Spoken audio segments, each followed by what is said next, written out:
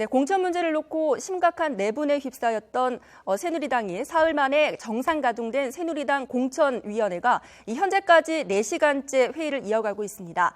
이 공천심사 최대 난관인 유승민 의원의 공천 문제가 해결될 수 있을지는 아직 불투명합니다. 네, 국회 연결합니다. 안윤학 기자. 네, 국회에 나와 있습니다.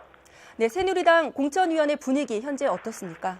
네, 오전 10시쯤 회의를 시작한 공천위는 현재까지 별다른 움직임 없이 4시간 동안 비공개 회의를 이어가고 있습니다.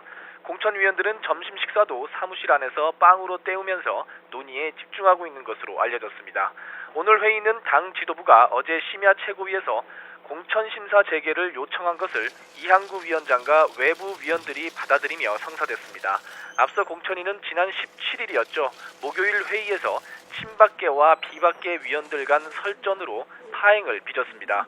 김무성 대표가 이재호, 주호영 의원 등이 탈락한 공천심사 결과를 상향식 공천에 반한다며 보류하고 기자회견을 통해 이를 공식 비판하자 외부 공천위원들이 김 대표가 공천위의 중립성을 해치려 든다며 사과 요구와 함께 회의를 거부해왔던 겁니다.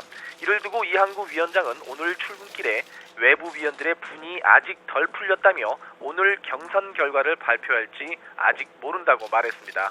이에 가세하듯 일부 외부 위원은 김 대표가 사과하지 않으면 공천심사가 정상화되지 않을 수도 있다고 압박했습니다. 네, 오늘 공천위 회의의 최대 관심사도 역시 유승민 전 원내대표의 공천 문제겠죠? 네, 그렇습니다. 일단 오늘 공천위는 윤상현 의원이 공천 탈락한 인천 남을 지역에 대한 재공모 문제와 함께 비례대표 후보 자격 심사에 본격 착수한다는 방침입니다. 또 여론조사 경선 지역 70곳에 대한 검사 결과를 검수해서 발표 여부를 논의할 계획인데요. 황진하 사무총장은 잠깐 회의장 밖으로 나와 오늘 오후 4시에서 5시쯤 발표할 것이라고 전하기도 했습니다. 공천위 논의의 최대 뇌관은 그러나 유승민 의원의 공천 여부입니다. 유 의원의 대구 동구을 지역은 사실상 마지막 남은 심사 대상 지역인데요. 하지만 외부 위원들이 여전히 김 대표가 먼저 사과해야 유 의원 지역구를 심사하겠다고 버티고 있어 실제로 심사가 이루어질지조차 미지수입니다. 일각에서는 공천위가 수도권 민심과 선거 판세 등을 고려해 유 의원 지역에서 경선을 치르기로 잠정 결론을 내렸다는 관측도 나오고 있습니다. 앞서 어제 국회에서 열린 심야 최고위에서는 지난 15일 비박계 의원들이 대거 탈락한 공천심사 결과를 놓고 김무성 대표와 친박계 최고위원들 간 고성 섞인 격론이 벌어졌습니다. 김 대표가 공천 배제된 현역들에 대한 재심의를 요구했지만 친박계 최고위원들이 반대하며 공방이 벌어진 겁니다.